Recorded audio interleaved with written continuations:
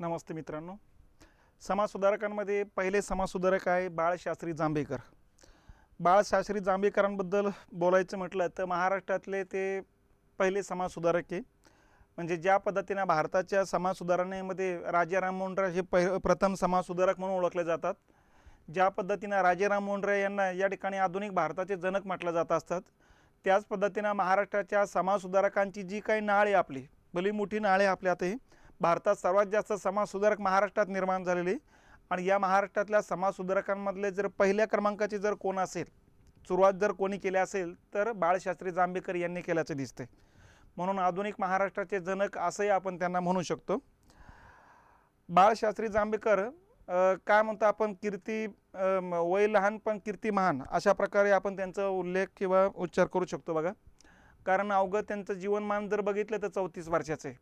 आणि या 34 वर्षाच्या कालखंडामध्ये त्यांनी जे काही कार्य केलेले, अफाट कार्य या ठिकाणी त्यांनी केलेले, मग ते शैक्षणिक क्षेत्रातला असू द्या, सामाजिक क्षेत्रातला असू द्या, धार्मिक क्षेत्रातला असू द्या, प्रशासकीय क्षेत्रातला असू द्या, वेगवेगळ्या क्षेत्रामध्ये त्यांचा प्रदीर्घ अनुभव असू द्या, किंवा या ठिकाणी त्यांनी जे काही काम केलेले ते व्याख्यानाजोगे किंवा आजच्या कालखंडातल्या पिढीला या ठिकाणी मार्गदर्शक ठरलं, अशा प्रकारचं काम त्यांच्या हातातून झालेलं आहे बघा. मग आता या ठिकाणी ब्राह्मण कुटुंबात जन्माला आलेले आहेत. रत्नागिरी जिल्ह्यातल्या या ठिकाणी पोंबुर्ले नावाचं जे गाव आहे, या गावामध्ये 6 जानेवारीला त्यांचा जन्म झालेला आहे. त्यांच्या जन्माच्या दिवशी त्यांनी दर्पण नावाचं वृत्तपत्र सुरू केलं होतं 1832ला. म्हणून आज आपण त्यांचा जन्मदिन मराठी वृत्तपत्र दिन म्हणून साजरा करत असतो. ठीक आहे. तर 6 जानेवारी 1832ला त्यांचा पोंबुर्ले या ठिकाणी जन्म झालेला आहे, राजापूर तालुक्यामध्ये, जिल्हा रत्नागिरी जिल्ह्यामध्ये. आणि त्यांचे वडील जे होते ते या ठिकाणी पौराणिक जे कार्य राहायचे, म्हणजे ब्राह्मणांचे जे कार्य राहायचे, या ठिकाणी पूजा अर्चा करणे, ते कामं त्या ठिकाणी करायचे. आणि साहजिकचे त्यांनी त्यांच्या या ठिकाणी मुलाला शिक्षणाची व्यवस्था पहिल्यापासून करायला सुरुवात केली होती. यासाठी बापू छत्री जे काही त्यांचे मित्र होते, त्यांनी त्यांच्या शिक्षणाची जिम्मेदारी किंवा जबाबदारी घेतलेली. आणि इथूनच पुढं म्हणजे आता हे मुंबईमध्ये त्यांचं इंग्रजी माध्यमातून शिक्षणाला सुरुवात झाली. यातून त्यांनी वेगवेगळ्या भाषेचा अभ्यास केलेला आहे. त्यांना वेगवेगळ्या भाषा या ठिकाणी लवकरच लहान वयातच अवगत झालेल्या आहेत. मराठी तर आपली होतीच, इंग्रजी होती, फारसी होती, गुजराती होती, बंगाली होती, फ्रेंच होती. या वेगवेगळ्या भाषेवरती त्यांनी लवकरच या ठिकाणी कमांड मिळवली. आणि त्या भाषेतले जे साहित्य आहे ते त्यांचं वाचन त्यांनी केलेले होतं बघा. त्यामुळंच लवकरच या ठिकाणी त्यांच्या जीवनाच्या गती जी आहे ती लवकरच येताना दिसते बघा. आणि यातूनच मग वेगवेगळ्या जे काही मंडळावरती नियुक्ती असू द्या, किंवा वेगवेगळ्या संस्थेवरती सेक्रेटरी म्हणून, डेप्युटी सेक्रेटरी म्हणून नियुक्ती असू द्या, शाळा नियंत्रण करण्यासाठीच्या असू द्या, किंवा पाठ्यपुस्तक लिहिण्याच्या मंडळामध्ये असू द्या, अशा वेगवेगळ्या जबाबदाऱ्या त्यांना लहान वयातच यायला सुरुवात केली. आणि प्रत्येक जबाबदारी त्यांनी या ठिकाणी स्वतःचा ठसा उमटूनच पार पाडताना दिसते बघा. तर अशा पद्धतीनं हे जांभेकर होते. या जांभेकरांचा हा फॅक्ट डाटा आपल्याला माहीतच आहे. आता 6 जानेवारी 1832ला त्यांचा जन्म आहे आणि मृत्यू 17 मे 1846ला वनेश्वर या ठिकाणी प्राचीन शिलालेखाचा अभ्यास करत असताना त्या ठिकाणी ताप आला आणि तापेने फणफणलेला असताना त्यातच त्यांचा मृत्यू होताना दिसतो बघा. तर 1842 1812 ते 1846 असा हा 34 वर्षाचा कार्यकाल होतो त्यांच्या जीवनाचा. तर 34 वर्षाच्या कार्यकालामध्ये या ठिकाणी बाकीच्या घटना घडामोडी बघायच्या. पोंबुर्ले या ठिकाणी जन्म आहे बघा, बाळशास्त्री गंगाधर जांभेकर. ठीक आहे. तर त्यांच्या वडिलाचं नाव गंगाधर शास्त्री जांभेकर आहे. आता वयाच्या 30व्या म्हणजे 18व्या वर्षी म्हणजे 1830ला बॉम्बे नेटिव्ह एज्युकेशन सोसायटीचे डेप्युटी सेक्रेटरी झालेले आहेत ते. आता ही जी संस्था आहे बॉम्बे नेटिव्ह एज्युकेशन सोसायटी, ही शिक्षण देण्यासाठी मुंबई सरकारनं स्थापन केलेली संस्था होती. या संस्थेवरती या ठिकाणी एखादा पदाधिकारी म्हणून नियुक्त म्हणजे या कालखंडातली ही मोठी घटना मानली जाते बघा. आणि इंग्रजीवर असलेले त्यांची कमांड आणि वेगवेगळ्या साहित्यावरती त्यांनी लहान वयात मिळवलेलं वर्चस्व किंवा प्रभुत्व हेच त्याला कारणीभूत होतं. आणि यातूनच मग या संस्थेवरती त्यांची सुरुवातीला डेप्युटी सेक्रेटरी आणि नंतर मग प्राधान्याने सेक्रेटरी म्हणून नियुक्ती होताना दिसते बघा. तर वयाच्या 18व्या वर्षी या घटना या ठिकाणी घडतात. म्हणजे इथं आपण 18व्या वर्षी 12वीचं पास होत असतो, तर या ठिकाणी त्यांची नियुक्ती या संस्थेवरती झालेल्याची दिसतं बघा. त्याच्यानंतर 8 जानेवारी 1832ला मराठीतलं पहिलं जे वृत्तपत्र आहे दर्पण, या दर्पणची सुरुवात त्यांनी केलेली आहे बघा. ठीक आहे. आता त्या कालखंडात त्यांचं वय जर तुम्ही बघितलं तर 20व्या वर्षाचं आहे. दर्पण जे आहे 2 भाषेतून होते. हे बघा, दर्पणचा अर्थ होतो आरसा. आणि मग हा आरसा ज्याचा त्याला दाखवणं गरजेचं असतो बघा, जेणेकरून तुमचं रूप तुम्हाला त्या ठिकाणी दिसेल. मग या आरशामध्ये इंग्रजांनाही दाखवला, हा आरसा भारतीयांनाही दाखवलेला आहे. मग भारतीयांनाही त्यांचा आरसा दाखवणं आणि इंग्रजांनाही त्यांचा आरसा दाखवण्यासाठी त्यांनी वृत्तपत्राचं नाव ठेवलं दर्पण. म्हणून दर्पण या वृत्तपत्रामध्ये आता या ठिकाणी त्यांनी एकाच पानाचे 2 भाग पाडले होते. एका पानावरती जे काही मॅटर राहायचं ते मराठीमधून राहायचं आणि दुसऱ्या पानावरती मॅटर त्यांनी तेच मॅटर जे आहे इंग्लिशमध्ये टाकायचे बघा. तर अशा पद्धतीनं 2 भाषा एकाच पानावरती या ठिकाणी ते लिहायचे. तीच बातमी इंग्लिशमध्ये किंवा इंग्लिशमधलीच बातमी मराठीमध्ये राहायचे. मग या ठिकाणी लक्षात घेतलं पाहिजे, इंग्लिशमधलं जे मॅटर आहे ते जांभेकर या ठिकाणी तयार करायचे बघा आणि मराठीमधलं जे मॅटर होतं ते भाऊ महाजन हे लिखाण करत होते बघा. तर अशा पद्धतीनं हे वृत्तपत्र या ठिकाणी राहायचं. मग इंग्रजांचा एखादा कायदा असेल तर त्या कायद्याचे चांगले वाईट काय काय परिणाम होणार आहे हे सांगणे आणि दुसऱ्या बाजूला भारतीय समाजामध्ये ज्याच वाईट चालीरीती आहेत त्याच वाईट चालीरीती नष्ट करण्यासाठी प्रबोधन करण्याचं काम करणे. म्हणून ते या वृत्तपत्रातूनच विद्या हे बळ अशा प्रकारचे एक लेख लिहिला होता त्यांनी. या लेखामध्ये लिहिलं होतं की जे शिक्षक वर्ग आहे या शिक्षक लोकांनी आपापल्या पटीनं या ठिकाणी विचारानं आपापले ज्ञान जे ते 100 पटीनं वाढवलं पाहिजेत. ज्यावेळेस शिक्षक लोक 100 पटीनं त्यांच्याकडचं ज्ञान वाढवतील त्याच वेळेस ते शिष्याला 10 पटीनं ज्ञान वाढवण्यासाठी प्रयत्न करता येईल. म्हणून शिक्षक असू द्या किंवा सामान्य व्यक्ती असू द्या प्रत्येकाने शिक्षण घेतलं पाहिजेत. शिक्षणासाठी अहोरात्र प्रयत्न त्याने स्वतःच्या खर्चातून करताना दिसतात. त्याचबरोबर महिला शिक्षण असू द्या, विधवा विवाहाचा प्रचार असू द्या, तर ह्या सगळ्या विषयावरती त्यांनी या ठिकाणी एक चांगली कमान आणण्याचं काम केलं. समाज सुधारणा आणि धर्म सुधारणाला त्यांनी त्यांच्या आयुष्यामध्ये सगळ्यात महत्त्वाचा भाग म्हणून काम करताना दिसतात बघा. तर अशा पद्धतीनं वृत्तपत्राची ही सुरुवात. आता हे दर्पण जे होतं पाक्षिक होतं, म्हणजे 15 दिवसाला प्रकाशित व्हायचं बघा. पाक्षिक म्हणजे 15 दिवसाला प्रकाशित होणे. तर दर 15 दिवसाला हे वृत्तपत्र निघत होतं आणि अशा 2 फॉर्मॅटमध्ये ते प्रकाशित व्हायचं बघा. ठीक आहे. पुढे 1830ला डेप्युटी सेक्रेटरी म्हणून नियुक्त झाले होते. आता 2 वर्षानंतर 1832ला बॉम्बे नेटिव्ह एज्युकेशन सोसायटीचे ते नेटिव्ह सेक्रेटरी म्हणजे सेक्रेटरी म्हणून नियुक्ती झालेली होती बघा. म्हणजे आता त्यांचं प्रमोशन होताना दिसतंय, कारण या ठिकाणी त्यांनी जे काही काम केलं होतं त्या कामाचा मोबदला म्हणूनच त्यांचं हे प्रमोशन होताना दिसतंय बघा. ठीक आहे. पुढं 1832ला हा लेखबद्दल आपण चर्चा केलेलीच आहे. तर पुढं 1840पर्यंत हे दर्पण नावाचं वृत्तपत्र चालू होतं. 40ला मग शेवटचं त्यांचं 8व्या वर्षी या ठिकाणी वृत्तपत्र निघालेलं आहे, पाक्षिक निघालेलं आहे. आणि त्याच्यानंतर मग 15 दिवसाला वृत्तपत्र काढण्याच्या ऐवजी त्यांनी आता या ठिकाणी महिन्याला सुरुवात केलेली आहे. सुरुवातीला साप्ताहिक सुरू केलं होतं, नंतर मग महिन्याला काढायला सुरुवात केलेली आहे. तर थोडक्यात हे मासिक त्यांनी प्रकाशित करायला सुरुवात केलेली आहे. तर दिग्दर्शन हे आता दर्पण नावाचं वृत्तपत्र बंद केलं आणि मासिक सुरू करून टाकलं. 1-2 आठवडे त्याने साप्ताहिक म्हणून चालवलं आणि नंतर मग मासिक म्हणूनच या ठिकाणी खऱ्या अर्थाने ते नावरूपाला येताना दिसतंय. ठीक आहे. मग आता दिग्दर्शन कशासाठी वाहिलं होतं, तर वैज्ञानिक दृष्टिकोन प्रसारित करणे, समाज, इतिहास, भूगोल याबद्दलची माहिती देणे, यासाठी हे दिग्दर्शन नावाचं मासिक या ठिकाणी पुढं येताना दिसतंय बघा. आणि त्यामध्ये त्यांनी जे काही प्रबोधन केलेले आहे त्या प्रबोधनामुळं समाजामध्ये वैज्ञानिक दृष्टिकोन, तार्किक विचार, काल्पनिक विचार करण्याच्या ज्या पद्धती आहे या पद्धतीवर त्यांनी भर देताना दिसतात बघा. तर अशा पद्धतीनं मराठीतलं हे पहिलं मासिक म्हणून ओळखलं जाणार आहे. त्याच्यानंतर इंग्रजांनी 1940ला त्यांना जस्टिस ऑफ पीस ही पदवी दिली होती बघा. आता ही पदवी भारतातल्या वेगवेगळ्या व्यक्तींना मिळालेली हे लक्षात असलं पाहिजे आपल्याला. नारायण मेघाजी लोखंडे यांना हे जस्टिस ऑफ पीस पदवीनं सन्मानित केल्याचं आपल्याला पुढच्या कालखंडात लक्षात येतं आहे बघा. तर जेम्स कार्नाव हे इंग्रज अधिकारी या कालखंडामध्ये मुंबईचे गव्हर्नर होते. त्यांनीच या पदवीनं त्यांना सन्मानित केलं होतं, कारण त्यांनी बॉम्बे नेटिव्ह एज्युकेशनमध्ये जे काही काम केलं होतं, जे काही शैक्षणिक क्षेत्रात काम केलं होतं, वृत्तपत्राच्या माध्यमातून जे काही जनजागृती करण्याचं काम केलं होतं, त्यामुळंच त्यांना जस्टिस ऑफ पीस या पदवीनं सन्मानित केल्याचं दिसतंय. त्याच्यानंतर त्यांच्या जीवनातली सगळ्यात महत्त्वाची घटना आणखीन ही एक लक्षात घेतली पाहिजे, श्रीपती शेषाद्री प्रकरण. आता हे प्रकरण काय आहे ते लक्षात घेतलं पाहिजेत. आता हे जे शेषाद्री आहे, हे शेषाद्री जे काय आहे मूळचे येतात ते अंबाजोगाईचे, मराठवाड्यातले.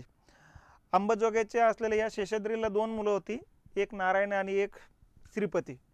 ही 2 मुले शिक्षणासाठी त्यांनी पुण्याला ठेवली होती बघा.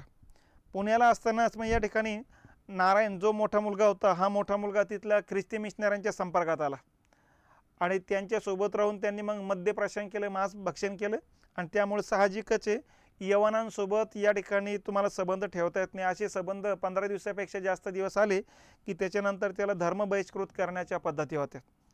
आणि अशा पद्धतीने नारायण शेषाद्री जो होता तो नारायण शेषाद्री त्या ख्रिस्ती मिशनरांच्या संपर्कात आला आणि काही दिवसांनी त्यांनी ख्रिश्चन धर्म स्वीकारून टाकला. मग ही बातमी ज्या वेळेस घरच्यांना कळाली तर त्यावेळेस मग त्यांना वाटू लागलं की लहान मुलगासुद्धा संपर्कात यायला नको आहे, आणि नंतर लहान मुलगाही त्यांच्या संपर्कात आल्यामुळं त्यालाही धर्म बहिष्कृत करावे अशा प्रकारची मागणी काही पंडितांनी केली, काही ब्राह्मण वर्गाने केली. आणि त्यामुळे आता दोन्ही मुलं ज्या वेळेस या ठिकाणी जाऊ नये म्हणून या ठिकाणी बाळशास्त्री जांभेकरने मग श्रीपद शेषाद्रीजी आहे यांनी या ठिकाणी त्यांना सांगितलं की त्यांच्यासोबत राहणं म्हणजे काही लगेच धर्मांतर करण्यासाठीचं काही ते काही कारण होऊ शकत नाही. त्यामुळे त्या मुलाची इच्छा नसताना बळजबरी तुम्ही त्यांना तिकडं ढकलू नका. आणि म्हणून त्याने मग पुण्यातले पंडित लोक असू द्या, मुंबईतले पंडित ब्राह्मण वर्ग असू द्या यांच्या बैठका घेतल्या, पण यांनी या ठिकाणी नकार दिला, त्याला धर्म बहिष्कृत करण्यावरतीच या ठिकाणी भर दिला होता. मग शेवटी श्रीपती शेषाद्रीला त्यांनी वाराणसीला पाठवलं आणि मग वाराणसीचे पंडित आणि पुण्यातल्या पंडितांनी एकमुखी निर्णय दिला की नाही, तो धर्म बहिष्कृत करण्याची गरज नाही, तो आपल्या धर्मातच आहे. आणि परत त्याला धर्मात घेण्याचं काम या पंडितांनी मंजुरी दिल्यानंतर झालेले बघा. तर यासाठी त्यांना दादाबा पांडुरंग आणि नाना शंकर शेठ यांनी मदत केल्याचे दिसते बघा. तर हे शेषाद्री प्रकरण या ठिकाणी ही एक महत्त्वाची घटना त्या ठिकाणी लक्षात घेतलं पाहिजेत. म्हणजे आपल्या धर्मातून दुसऱ्या धर्मात जाणाऱ्यांची संख्या वाढू नये, आपल्या धर्माची संख्या कमी होऊ नये, आणि धर्मातून दुसऱ्या धर्मात जाण्यासाठीच्या ज्या पद्धती ह्या चुकीच्या पद्धती या ठिकाणी कुठेतरी कमी व्हावा हा त्या पाठीमागचा त्यांचा उद्देश होता. सुरुवातीला ब्राह्मण वर्गाचा त्यांच्यावर रोष होता, पण नंतर हळूहळू त्यांचे विचार ज्यावेळेस समजायला लागले त्यावेळेस हा रोष पुढच्या कालखंडात कमी होताना दिसतो. तर या पद्धतीनं हे बाळशास्त्री जांभेकर होते. वनेश्वर म्हणजे या ठिकाणी कोकणामधलं हे ठिकाण येते. या ठिकाणी प्राचीन शिलालेखाचा अभ्यास करण्यासाठी ज्यावेळेस ते गेलेत त्या ठिकाणी अभ्यास चालू असतानाच त्यांना त्या ठिकाणी ताप आला आणि त्या तापेमध्ये त्यांचा मृत्यू होताना दिसतो.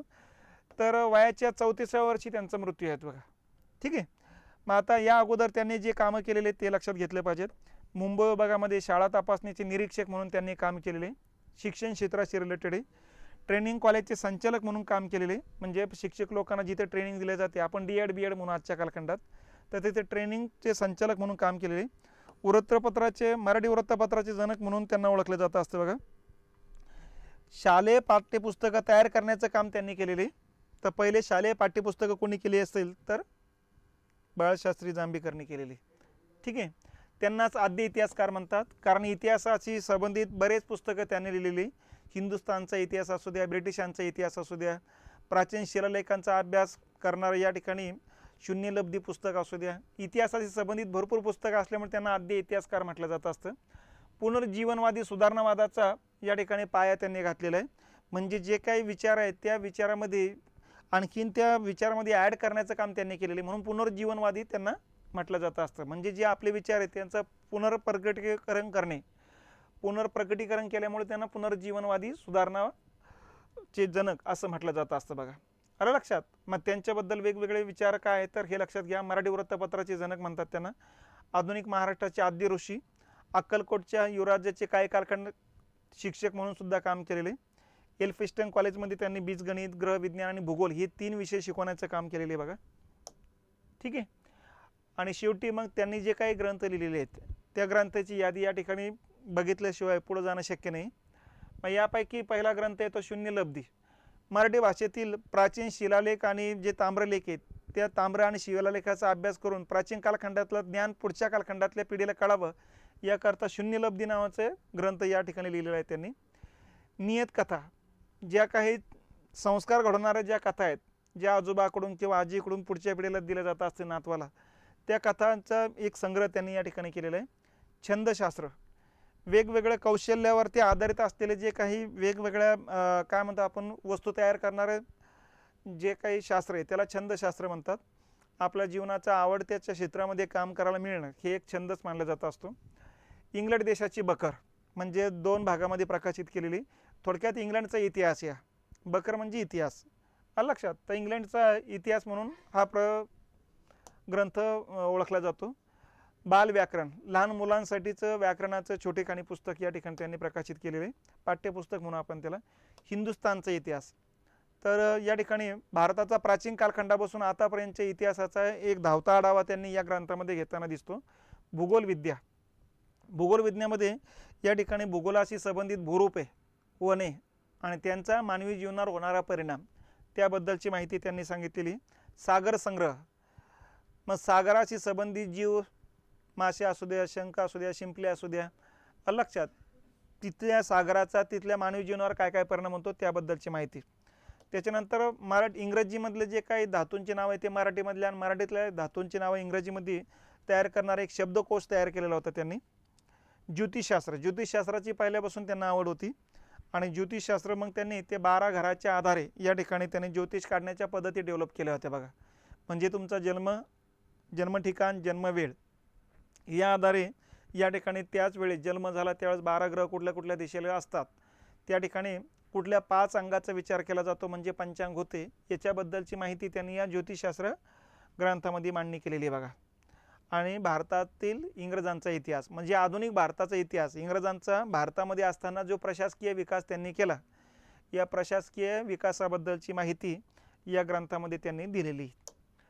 तर अशा पद्धतीनं हे जांभेकर येतात बघा, बाळशास्त्री जांभेकर. मग आता या बाळशास्त्री जांभेकरांवरती प्रश्न कसे आलेले आहेत, जे काही प्रश्न आलेले आहेत प्रश्नाचं स्वरूप लक्षात घेणं महत्त्वाचं आहे. श्रीपती शेषाद्री प्रकरण ज्या समाजसुधारकांशी संबंधित होते त्यांचे नाव ओळखा. साधा प्रश्न आहे. तर कोणाशी संबंधित होते मग बाळशास्त्री जांभेकरांशी संबंधित होते.